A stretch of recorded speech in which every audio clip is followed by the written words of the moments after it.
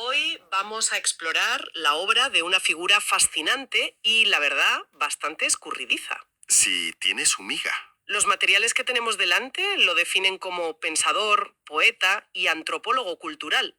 Una mezcla curiosa. Un poco de todo, sí. Pero todo parece girar en torno a un concepto que él mismo acuñó, el ateísmo científico moderno. Ahí está la clave. Y antes de que nadie se asuste, nuestra misión hoy no es meternos en un debate sobre si hay un Dios o no. No, para nada. Más bien, queremos usar las ideas de Catchmas como una lente para mirar el origen de lo sagrado desde un ángulo completamente diferente y ver cómo la antropología y hasta la poesía pues se entrelazan en su propuesta. Totalmente, y creo que es el punto de partida clave. La propuesta de Kachmas, por lo que se desprende de su obra, saca el debate del típico ring de boxeo de creencia contra no creencia, que es un callejón sin salida. Que no lleva a ningún lado. Exacto. Nos obliga a dar un paso atrás y a plantear una pregunta mucho más interesante. ¿Cómo, por qué y cuándo los seres humanos empezamos a pensar en términos de dioses o de lo sagrado? ¿De dónde sale la idea? Eso es, esto no va de teología, va de arqueología de las ideas. Es un viaje a las raíces de las estructuras sociales que acabaron cristalizando en lo que hoy conocemos como religión. Vale, vamos a desgranar esto. La idea central, si la he entendido bien, es que para Katzmath la religión no es algo que nos llega desde el cielo, por así decirlo. No, no, es mucho más terrenal. Nace de algo increíblemente terrenal, las puras y duras necesidades de las primeras comunidades humanas para poder sobrevivir. Justo, Hablamos de cosas tan básicas como la forma de repartir la comida, las normas sobre con quién podías tener hijos, el cuidado de los más pequeños, las reglas del juego para que el grupo no se desintegrase, ¿no? exacto. Es una visión profundamente materialista en el sentido filosófico. Lo sagrado no emerge de una revelación mística, sino de un contrato social primitivo. ¿Un acuerdo? Es la memoria colectiva de los acuerdos que nos permitieron funcionar como sociedad. Lo que Kazmat sugiere es que esas primeras soluciones a problemas muy prácticos, con el paso de los siglos y de las generaciones, se fueron ritualizando, Se envolvieron en mitos. se envolvieron en mitos y leyendas, y se solidificaron, se convirtieron en verdades inmutables, en mandatos divinos. O sea, que algo como no robes la comida de tu vecino porque si no nos matamos entre todos y la tribu desaparece, acaba convirtiéndose milenios después en un mandamiento grabado en piedra. Esa es la esencia. Y para que esto no suene a una simple especulación, Katzmath fundamenta su teoría en un estudio comparativo enorme. Ah, o sea que no es una idea al aire. Para nada. Lo fascinante aquí es que él no se limita a una sola tradición. Analiza desde las epopeyas de la creación de Mesopotamia, como el Enuma Elish, donde los dioses luchan para establecer el orden en el universo. Que sería un reflejo de las luchas de las ciudades-estado, supongo. Justo, un reflejo de cómo las ciudades-estado luchaban por el control de los ríos, y de ahí salta a la teogonía de Hesiodo en Grecia, o por supuesto a la Torá, la Biblia y el Corán. ¿Y qué es lo que encuentra al comparar todos estos textos tan diferentes? Un patrón. Descubre que detrás de la fachada de dioses, milagros y profetas, lo que subyace es siempre la historia de la organización social de ese pueblo. Siempre. Las leyes religiosas son, en el fondo, códigos civiles, sanitarios y económicos primitivos. Ponme un ejemplo concreto. A ver, pensemos, por ejemplo, en las detalladas leyes sobre alimentos puros e impuros que encontramos en el libro del Levítico, en la Torá. Sí. Desde esta perspectiva, no serían mandatos divinos arbitrarios sobre qué animalitos se pueden comer. Serían una codificación de normas de higiene y salud pública. Claro. Normas esenciales para la supervivencia de una tribu nómada en un entorno desértico.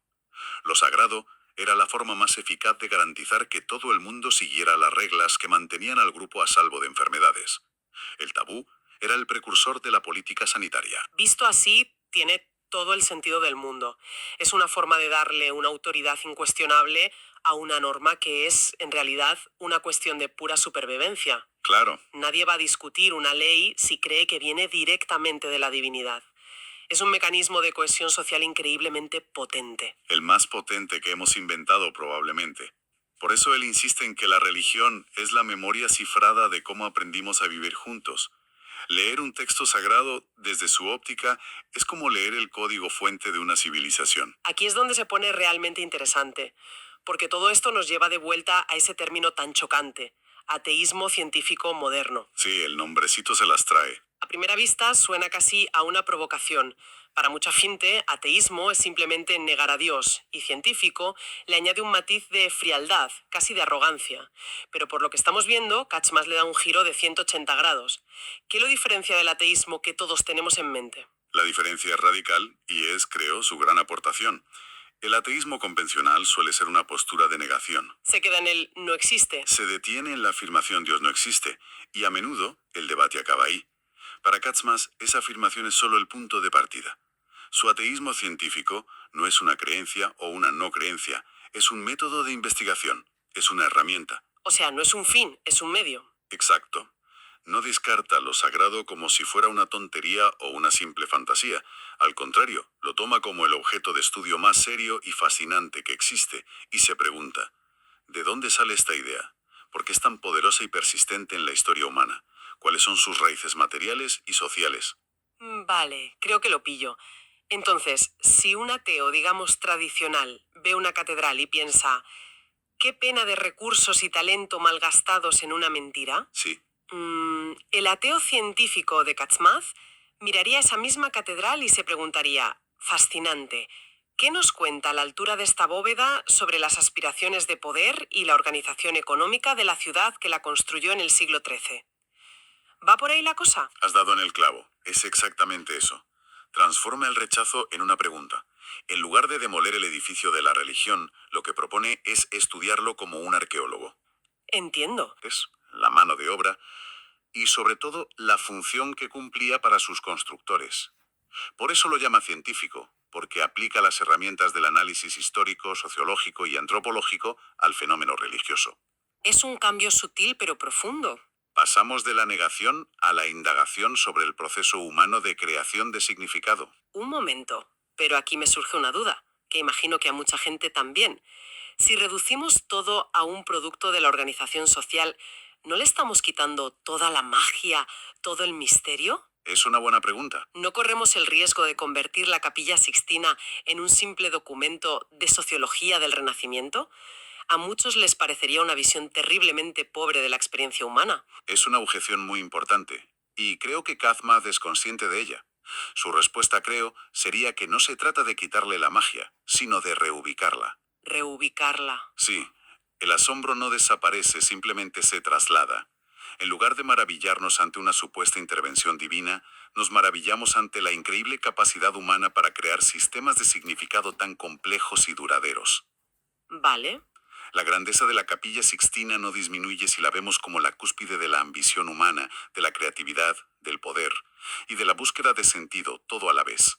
El misterio ya no está ahí afuera, en un plano celestial, sino aquí dentro, en las profundidades de la psique colectiva y la historia social. Es cambiar el foco del milagro divino al milagro humano. Exactamente. Entendido. No es un empobrecimiento, es un cambio de perspectiva sobre dónde reside lo verdaderamente asombroso. Y eso me lleva a la otra cara de su perfil. Al poeta. Justo cuando parece que lo tenemos encasillado como un pensador frío, analítico, casi forense, resulta que el material que manejamos insiste en que también es un poeta.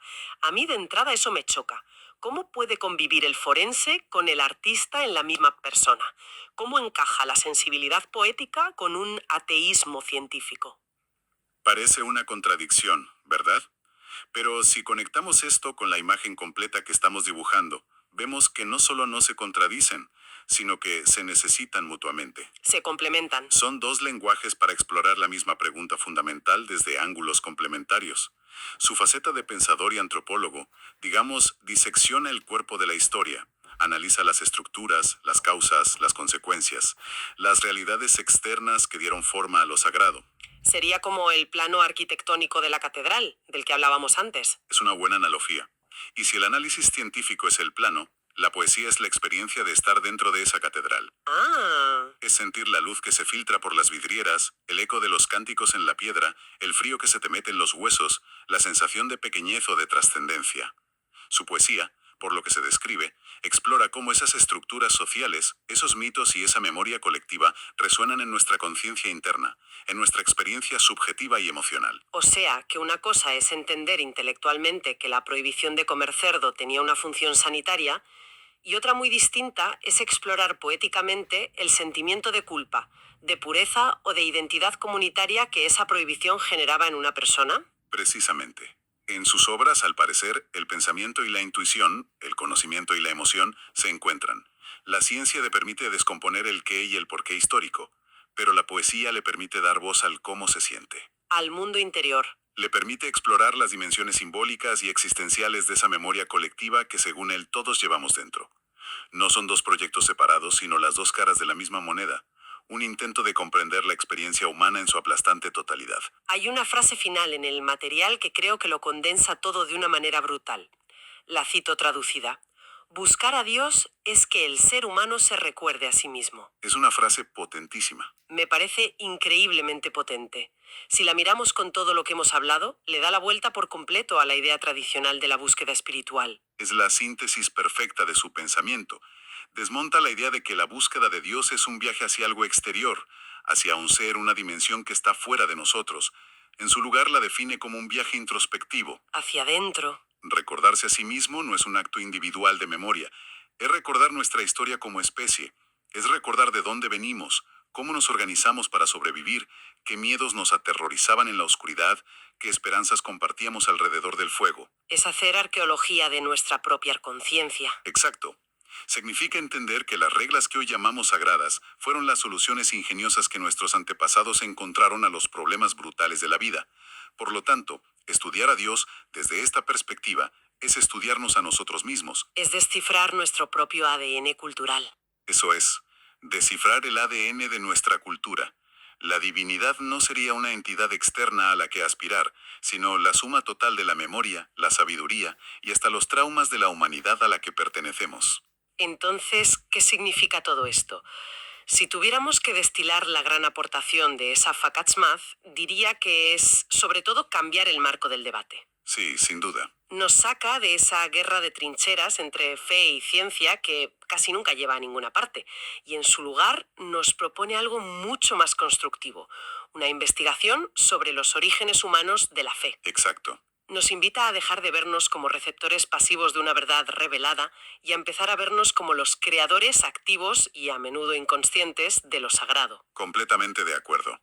Su obra en el fondo nos dice que para entender la religión, primero debemos entendernos a nosotros mismos, como seres sociales. Ahí está el kit de la cuestión. El gran misterio no está en el cosmos, sino en la compleja red de relaciones, necesidades y acuerdos que hemos tejido desde el principio de los tiempos. Convierte lo sagrado de algo trascendente y ajeno en algo inmanente, algo que es un producto de nuestra propia evolución social. Y eso, curiosamente, no le quita valor. Al contrario, paradójicamente no le quita poder ni significado. Lo ancla de una forma increíblemente profunda en el corazón de la experiencia humana. Lo convierte en nuestra historia. Una historia que, por lo que parece, seguimos escribiendo. Sin duda. Y esto nos deja una pregunta importante para reflexionar. A ver, Si aceptamos por un momento esta idea de que lo sagrado es una forma de memoria colectiva, una codificación de nuestras reglas sociales fundacionales, ¿cuáles de nuestras normas sociales actuales, de nuestras narrativas compartidas o incluso de nuestras experiencias tecnológicas podrían estar convirtiéndose en los textos sagrados de civilizaciones futuras? qué buena pregunta. ¿Qué estamos grabando hoy en nuestra memoria colectiva, que podría perdurar dentro de 1000 años como un mito fundacional para quienes nos sucedan?